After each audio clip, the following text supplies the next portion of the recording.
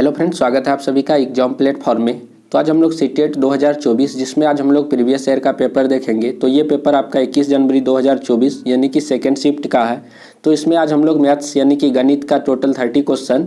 तो आज हम लोग जो है इस पार्ट में जो है 15 क्वेश्चन को कवर करेंगे। जो रेस्ट आर क्वेश्चन जो बचेगा आपका जो 15 क्वेश्चन, उसको हम लोग जो है सेकेंड पार्ट में देख लेंगे। तो सबसे पहले आप लोग एग्जाम प्लेटफॉर्म पे नए हैं तो आप लोग एग्जाम प्लेटफॉर्म को जरूर सब्सक्राइब कर लीजिए। तो एग्जाम प्लेटफॉर्म पे जो है पहले भी बहुत सारा वीडियो जो है सीटेट से रिलेटेड डाला किया है, तो आप लोग उसे भी देख सकते हैं और अपने तैयारी को जो है बहुत हद तक मजबूत कर सकते हैं। तो चलिए देखते हैं फर्स्ट क्वेश्चन। तो मैथ्स में भी जो आपका जो है 2 भागों में डिवाइड रहता है, जो कि 15 क्वेश्चन आपका कैलकुलेटिव रहता है और जो 15 क्वेश्चन जो रेस्ट आर बचता है वो आपका जो है पेडागोजी से रिलेटेड रहता है। तो चलिए देखते हैं आज का फर्स्ट क्वेश्चन। पहला क्वेश्चन है, निम्नलिखित कथनों में से कौन सा कथन सही है। तो इन चारों ऑप्शन को पढ़ना है और बताना है कि कौन सा आपका जो ऑप्शन सही है। जैसे एक के बारे में बोला जा रहा है, एक दोनों है, एक भाज्य और अभाज्य संख्या है। तो क्या आपको पता है, आप लोग पहले से भी जानते होंगे, एक जो है न तो अभाज्य संख्या है न ही भाज्य संख्या है। तो यहाँ पे बोला जा रहा है कि एक भाज्य और अभाज्य दोनों है, तो इस तरह से ये गलत ही है। उसके बाद एक न तो अभाज्य है और न ही भाज्य है, ये बात बिल्कुल सही है। एक ऐसी संख्या है जो न तो भाज्य संख्या है न ही अभाज्य संख्या है। तो यहाँ पे देखिए 3 में कहता है कि एक अभाज्य संख्या है, तो ये भी गलत हो जाए, क्योंकि हम लोग पहले से भी जानते हैं कि सबसे छोटी अभाज्य संख्या कोई है तो वह क्या है, 2 है। तो इस तरह से ये भी गलत हो जाएगा। एक भाज्य संख्या है, ये भी गलत हो जाए, क्योंकि हम जानते हैं एक नहीं तो न भाज्य है न ही अभाज्य है। क्योंकि नहीं भाज्य नहीं अभाज्य होने का इसका जो कंडीशन क्या है कि एक जो है स्वयं के अलावा और किसी भी संख्या से विभाजित होती ही नहीं है, इसीलिए एक जो है न तो भाज्य है न ही अभाज्य है। तो इस तरह से ऑप्शन नंबर 2 आपका बिल्कुल राइट आंसर हो जाएगा। उसके बाद है 2 पूर्णांक 2/3 समकोणों में डिग्रियों की संख्या बताइए। तो आपको बताना है कि 2 पूर्णांक 2/3 कितना हो गया। 2 पूर्णांक 2/3, 3 दूना 6, 2 8/3 हो गया। तो इसको डिग्री में आपको बताना है। हम जानते हैं कि 90 डिग्री बराबर होता है कितना, एक समकोण बराबर कितना हो जाता है, आपको पता होगा कि एक समकोण बराबर हो जाता है 90 डिग्री। ठीक, एक समकोण बराबर 90 डिग्री होता है। तो यहाँ पे 8/3 पूछ रहा, तो 8/3 जो समकोण कितना मतलब कि डिग्री होगा। तो इसको जो है डायरेक्ट 8/3 गुना 90 कर दीजिए। तो इस तरह से काटिएगा तो हो जाएगा कितना, 8 तिया 24, तो 240 डिग्री आपका राइट आंसर हो जाएगा। तो ऑप्शन नंबर 1 आपका बिल्कुल क्लियर है, क्योंकि एक समकोण में 90 डिग्री होता है। तो इसीलिए पूछा जा रहा है कि 8/3 जो समकोण है इसमें कितना डिग्री होगा, तो गुना हो जाएगा। तो ऑप्शन नंबर 1 राइट हो। उसके बाद एक डैश सदैव समभुज बहुभुज होता है। तो पंचभुज है, वृत्त है, वृत्त तो ये बहुभुज होता ही नहीं है।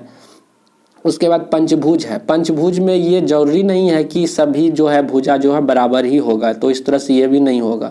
वर्ग, वर्ग में हमेशा जो है सभी भुजा आपस में बराबर होती है, ये एकदम सही बात है। तो इस तरह से यहाँ पे जो पूछा जा रहा है कि एक डैश सदैव सम बहुभुज होता है, तो वर्ग आपका राइट आंसर ऑप्शन नंबर 4 हो जाएगा। उसके बाद है आपका क्वेश्चन है, यहाँ पे पार्सल भेजने की दरें नीचे दी गई है। पार्सल का भार 50 ग्राम और उससे कम 15 रुपया पार्सल का भार। प्रत्येक अतिरिक्त 50 ग्राम से यदि होगा तो उसका जो है 7 रुपया एक्स्ट्रा लगता है। तो मीना अपनी सहेली चारू को पार्सल भेजना चाहती है जो दिल्ली में है। पार्सल का भार 350 ग्राम है, तो दरों को देखकर पार्सल भेजने का सही राशि का चुनाव कीजिए। देखिए पहले जो 50 ग्राम या उससे कम होगा तो उसका जो 15 रुपया के दर से लगेगा। ठीक, मतलब कि पर 50 ग्राम का 15 रुपया लगेगा, और उससे जो अधिक होगा एक्स्ट्रा जो भार होगा उसको जो है 7 रुपया एक्स्ट्रा पड़ेगा। ठीक, तो देखिए यहाँ पे टोटल 350 है, तो 350 में जो है पहले 50 ग्राम का कितना रुपया लगेगा, 15 रुपया लगेगा। कितना लगेगा, 15 रुपया लगेगा। जब 350 में 50 ग्राम का 15 रुपया लगा तो इसमें 350 में 50 ग्राम माइनस हो गया, तो अब बचा कितना, 300 ग्राम बचा। कितना बचा, 300 ग्राम बचा। तो हमको पता है कि 50 ग्राम का एक्स्ट्रा 7 रुपया लगता है, तो 300 ग्राम का कितना रुपया लगेगा। हमको पता है कि 50 ग्राम एक्स्ट्रा का 7 रुपया लगता है, इसीलिए 300 ग्राम का कितना लगेगा, 7/50 गुना 300, तो 300 हो जाएगा। तो यहाँ पे कितना आ जाएगा, यहाँ पे 42 आ जाएगा, कट कूट के कितना आ जाएगा, 42। तो 42 रुपया इधर हो गया और 15 रुपया पहले हो गया, तो 42 और 15 कितना हो जाएगा, तो 57। ऑप्शन नंबर 2 बिल्कुल आपका क्लियर हो जाएगा। तो आप लोग समझ में आ गया होगा कि पहले जो 50 ग्राम का उसका जो 15 रुपया पड़ेगा और बच गया कितना 300 ग्राम। अब 300 ग्राम का जो है पर 50 ग्राम में 7 रुपया एक्स्ट्रा पड़ रहा है, तो इसका हो जाएगा आपका 42 रुपया। 42 और 15 हो जाएगा आपका 57 रुपया। उसके बाद है आपका गणित के शिक्षण में विभिन्न प्रकार के तरीकों के लिए निम्नलिखित में से कौन सा सत्य नहीं है। तो गणित के शिक्षण में विभिन्न प्रकार के तरीकों के लिए निम्नलिखित में से कौन सा सत्य नहीं है आपको बताना है। जैसे पहला है आपका, इस तरह के विकल्प प्रस्तुत करने से बच्चों को उस उपागम का अन्वेषण करने और उपयोग करने का अवसर मिलता है जो उसके लिए सबसे स्वाभाविक और आसान है। ये बात बिल्कुल सही है। देखिए क्वेश्चन आपका नहीं में पूछा, इसलिए ऑप्शन को भी आपको जो है नहीं वाला ही ढूंढना है। उसके बाद यह स्कूल गणित के एक ही सही उत्तर होने की परंपराओं से मुक्त करने के लिए महत्वपूर्ण है। उसके बाद है कि ऐसा बहुत बार होता है कि एक समस्या का समाधान करने के कई तरीके होते हैं, ये भी पॉजिटिव है, सही बात है। यह बच्चे के अधिगम में बाधा डालता है क्योंकि यह भ्रम की अगुवाई करता है। देखिए ये बिल्कुल निगेटिव यहाँ पे बोला जा रहा है, तो आपका जो है निगेटिव ही पूछा जा रहा है कि गणित में जो है कौन सा शिक्षण तरीका नहीं है, सत्य नहीं है। तो यह बच्चे के अधिगम में बाधा डालता है क्योंकि यह भ्रम की अगुवाई करता है, ये बिल्कुल ही निगेटिव है। तो ऑप्शन नंबर आपका 4 बिल्कुल राइट आंसर हो जाएगा। उसके बाद है राष्ट्रीय पाठचर्या रूपरेखा यानी कि एनसीएफ 2005 के अनुसार एक प्राथमिक गणित कक्षा में निम्नलिखित में से कौन सी प्रक्रियाएं सबसे कम रूप से प्रासंगिक है। तो एनसीएफ 2005 में जैसे ही आप लोग ऑप्शन में देखें सूत्रों को याद करना, तो आप लोगों को बार बार हम बोल रहे हैं कि जब भी याद करने वाली बात होती है वह क्या होती है, निगेटिव होती है। क्या निगेटिव होता है, तो निगेटिव होता है। तो यहाँ पे क्वेश्चन में आपका जो है पूछा जा रहा है कि कौन सा प्रक्रिया सबसे कम प्रासंगिक है, तो सूत्रों को याद करना। तो ऑप्शन नंबर 3 आपका बिल्कुल राइट आंसर हो जाएगा। तो ऑप्शन नंबर 3 बिल्कुल क्लियर है क्योंकि यह याद करना एक निगेटिव वर्ड है। उसके बाद है गणित शिक्षण में संज्ञानात्मक संघर्ष के विचारों के लिए निम्नलिखित में से कौन सा कथन सबसे उपयुक्त है। संज्ञानात्मक संघर्ष के प्रति बच्चों को सुगम्य बनाने के शिक्षण के विचारपूर्ण प्रयासों से उनकी गणितीय समझ को बढ़ावा मिल सकता है। उसके बाद है यह बच्चों में गणितीय समझ को बढ़ावा देने के लिए प्रभावी नहीं है। ये बात तो गलत ही हो जाएगा, यहाँ निगेटिव बोल रहा है। संज्ञानात्मक संघर्ष से बचना चाहिए क्योंकि इससे बच्चे भ्रमित हो जाते हैं, ये भी गलत बात है। संज्ञानात्मक संघर्ष से और बच्चे जो उसमें जो काफ़ी ज़्यादा डेवलप होगा, यहाँ पे भ्रमित क्या वाली बात बोल रहा है, तो इस तरह से ये भी नेगेटिव है। तो बोल रहा है कि कथन सबसे उपयुक्त है, इसमें कौन सा जो है जो संज्ञानात्मक संघर्ष के लिए सबसे ज़्यादा उपयुक्त है। तो ऑप्शन नंबर ए जो है आपका, ऑप्शन नंबर ए बिल्कुल क्लियर है, यानी कि एक यहाँ पे सही हो जाएगा। तो बिल्कुल क्लियर है, आपको सिर्फ पॉजिटिव निगेटिव यहाँ पे ढूंढना था। तो ये दोनों आपका जो बी और सी तो बिल्कुल ही निगेटिव ही यहाँ पे दिखा रहा। उसके बाद निम्नलिखित में से कौन सा कथन सबसे अधिक उपयुक्त है। सबसे कौन उपयुक्त है मतलब कौन सबसे ज़्यादा पॉजिटिव है, आपको ये देखना है। कौन नेगेटिव है कौन पॉजिटिव है, इसको खाली आप माइंड पे सेट करके चलेंगे, निश्चित तौर पे आप जो है आसानी से मतलब कि सही आप ऑप्शन चुन सकते हैं। तो कौन सबसे अधिक उपयुक्त है, तो आपको पॉजिटिव खोजना है, हमेशा ध्यान में पॉजिटिव रखना। शिक्षण अधिगम सामग्री की उपयोगिता गणित की कक्षा में विद्यार्थियों की अभ्यास का समय व्यय कर देता है, ये निगेटिव है। क्या अभ्यास करने से समय व्यय होता है, तो ये निगेटिव बात है। विद्यार्थी गणित की कक्षा में पहेलियों में आनंद नहीं लेते, ये भी गलत बात है, निगेटिव है, नहीं है। गणित की लैब जरूरी है क्योंकि यह क्रियाशील गतिविधियों का अवसर प्रदान करती है, बिल्कुल सही बात है। गणित की लैब जरूरी है मतलब प्रयोगशाला वहाँ पे जो है प्रयोग होना बिल्कुल जरूरी, क्योंकि क्रियाशील गतिविधियों का अवसर प्रदान करती है। उसके बाद अगला जैसे देखेंगे चार्ट्स गणित की कक्षा में एक प्रभावी शिक्षण अधिगम सामग्री है। तो सबसे ज़्यादा यहाँ पे पूछा जा रहा है सबसे ज़्यादा उपयुक्त कौन है, तो ऑप्शन नंबर 3 आपका बिल्कुल राइट है। तो यहाँ पे आप भी वही पॉजिटिव निगेटिव का यहाँ पे खेल था, तो आपका ऑप्शन नंबर 3 सही हो जाएगा। उसके बाद है यमुनी ने एक पासा 10 बार उछाला और उसे निम्नलिखित परिणाम प्राप्त हुए, तो निम्नलिखित संख्याओं में से अधिकतम बार कौन सी संख्या आई।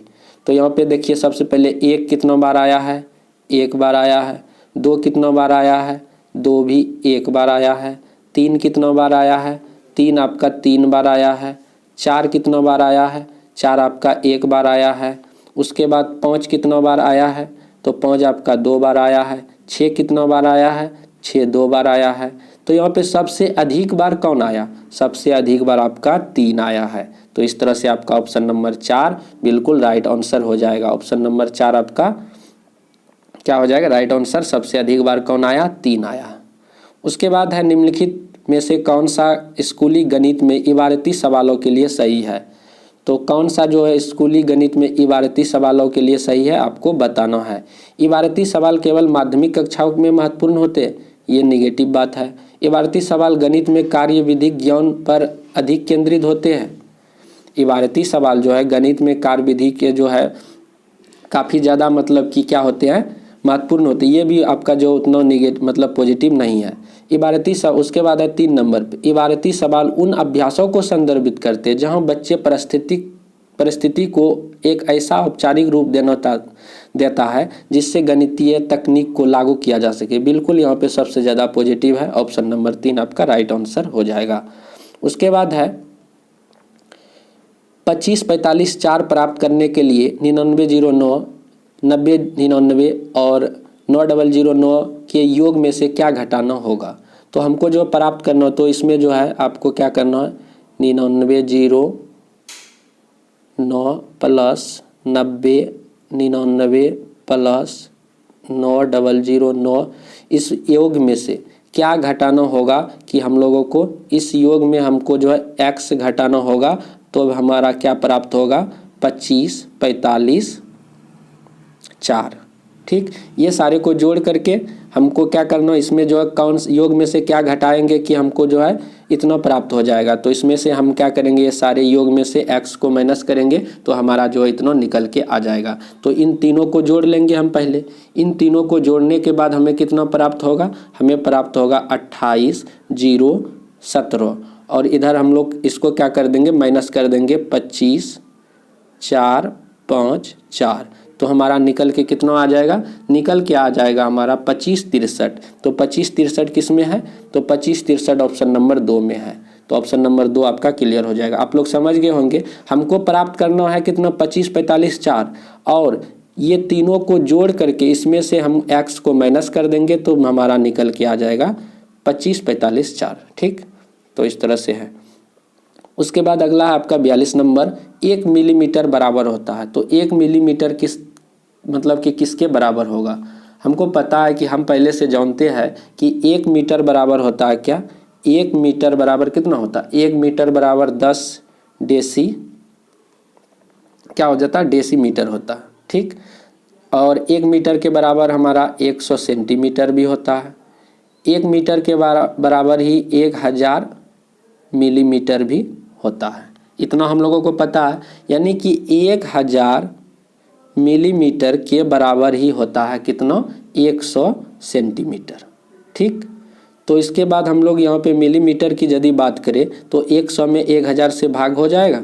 तो यहाँ 2 जीरो कट गया, 1/10 मतलब 0.1 सेंटीमीटर हो जाएगा। तो 1 मिलीमीटर बराबर 0.1 सेंटीमीटर। तो कौन सा ऑप्शन हो जाएगा, ऑप्शन नंबर 4 आपका राइट आंसर हो जाएगा। तो इस तरह से 1 मीटर बराबर 10 डेसीमीटर होता है, इसी के बराबर 100 सेंटीमीटर होता है, इसी के बराबर 1000 मिलीमीटर होता है। तो हम लोग 1000 मिलीमीटर के इक्वल हम लिख सकते हैं 100 सेंटीमीटर। तो इसीलिए मिलीमीटर बराबर इसको जो है डिवाइड कर देंगे तो 0.1 सेंटीमीटर आ जाएगा। तो क्लियर है। उसके बाद है किसी स्थान ओ से आरंभ करके मेढक 3 कदम और एक खरगोश 7 कदम छलांग लगाते हैं, तो निम्न में से किस कदम पर वे दोनों एक साथ होंगे। तो यहाँ पे देखिए 3 और 7 दोनों जो है को प्राइम नंबर है, यानी कि 100 अभाज्य संख्या है। तो इसीलिए इनका जो है एलसीएम जो है, एलसीएम कितना हो जाएगा 21। तो ये जो है 21 में मतलब कि कदम पे दोनों साथ होगा, या नहीं तो 21 का जो मल्टीपल होगा, जो इसका गुणनखंड होगा उस पर ये जो है क्या होगा, 7 होगा। तो 21 का गुणनखंड यानी कि 21 का जो है कौन सा हो जाएगा, गुणज हो जाएगा 378। 21 का आपका गुणज क्या हो जाएगा, 378 आपका राइट आंसर ऑप्शन नंबर 1 हो जाएगा। उसके बाद है आपका निम्नलिखित में से कौन सा मॉडल शुरुआती कक्षा के शिक्षार्थियों में इकाई, दहाई और सैकड़े के संबंध के बारे में अवधारणात्मक समझ विकसित करने के लिए सबसे कम उपयुक्त है? तो सबसे कम उपयुक्त आपका मुद्रा हो जाएगा। क्या हो जाएगा? मुद्रा। और ये सब जो है गिनतारा जो है, डीन्स ब्लाउस है, उसके बाद आपका जो स्थानीय मौन चार्ट है, तो ये सारे जो बहुत ही ज़्यादा उपयोगी बट आपका जो मुद्रा जो है सबसे कम उपयोगी हो जाएगा। उसके बाद है 7.1/2 kg नमक से 1/12 kg नमक का कितना पैकेट बनाया जा सकता है? तो आपको नमक का पैकेट बनाना है। नमक का पैकेट बनाने के लिए आप लोग क्या करेंगे, टोटल नमक में से आप जो है एक जो पैकेट का जो वजन है उसमें डिवाइड कर देंगे।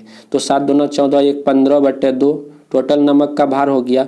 और एक पैकेट का कितना है? तो जो 1 kg हो गया 1/12, 1/12।